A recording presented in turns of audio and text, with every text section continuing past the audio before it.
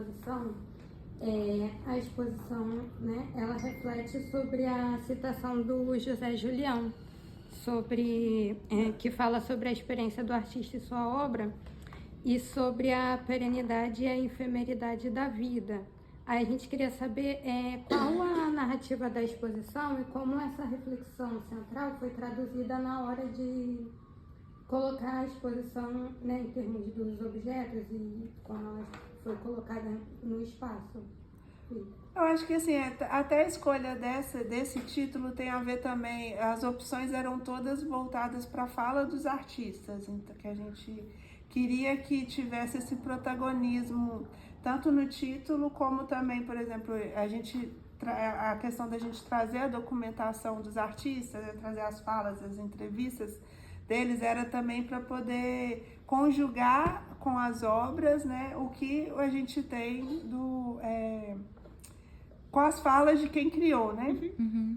E aí, nesse sentido, o Julião entrou nisso, né? Porque trazendo, assim, também, não só a importância material das coisas, né? Mas também como que elas vão para além da perenidade da vida, atravessam gerações, né? Isso foi uma coisa que eu achei muito legal, porque no vídeo, desculpa interromper, porque nos vídeos eles tinham lá falando de cada artista, só que aí no final mostrava a família deles.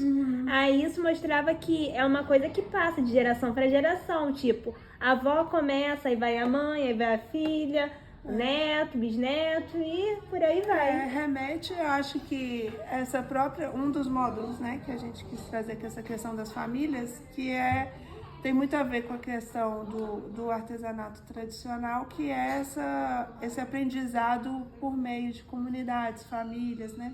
Então, você vai passando de geração em geração esse modo de fazer. Então, essa fala dos artistas, né, que eu acho que tem a ver com a própria Sala do Artista Popular que a gente faz. O próprio programa, ele é baseado na vida e trajetória dos artistas, né? Então, a gente quis trazer isso para essa exposição. E aí, tá no título e tá também... Eu acho que a questão da narrativa tá muito ligada também à questão do módulo, dos conceitos dos módulos, né? Então, assim... É a fala deles e como isso aparece na questão do aprendizado pela família, esses conceitos que a gente trouxe, o aprendizado familiar, a presença ou a ausência, né, das mulheres, né, essa circularidade dos artistas hoje em outros espaços que não só, às vezes, as feiras, mercados, né, mas também as galerias.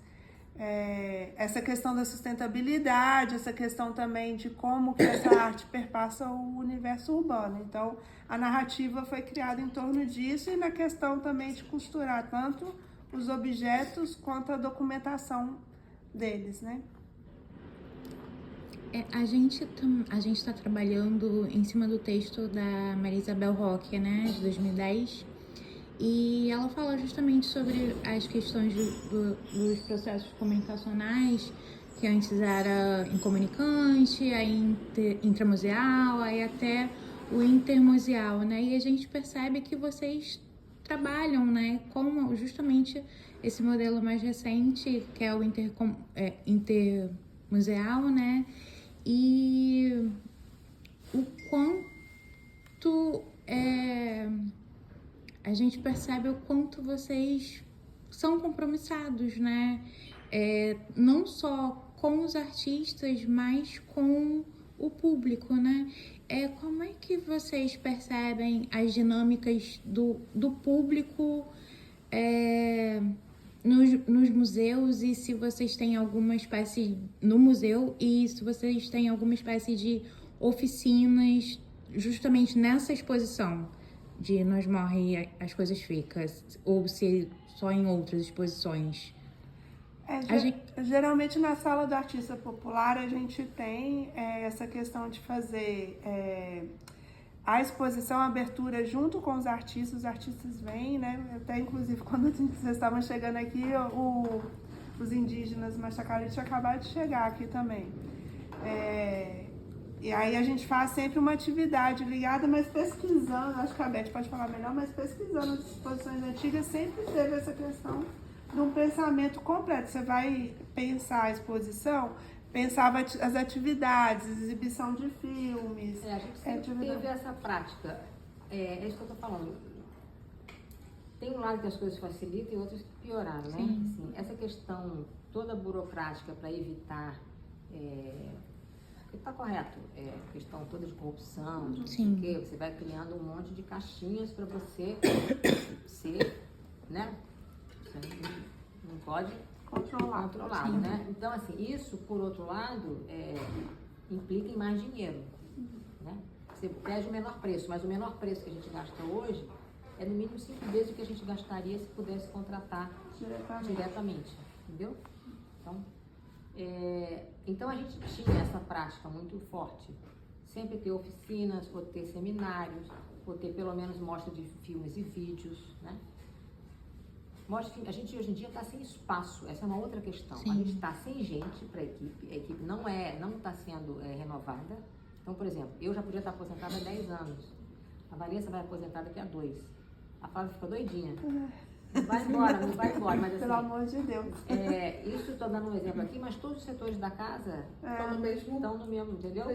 E o concurso de IFAM é o que mais tem evasão. Tem evasão de 80%. Então, assim, às vezes... 80%. Porque não tem plano de carreira, plano salarial, não. Então, Entendi. assim... O Ministério da Cultura está lá embaixo, dentro do Executivo Federal. Exatamente.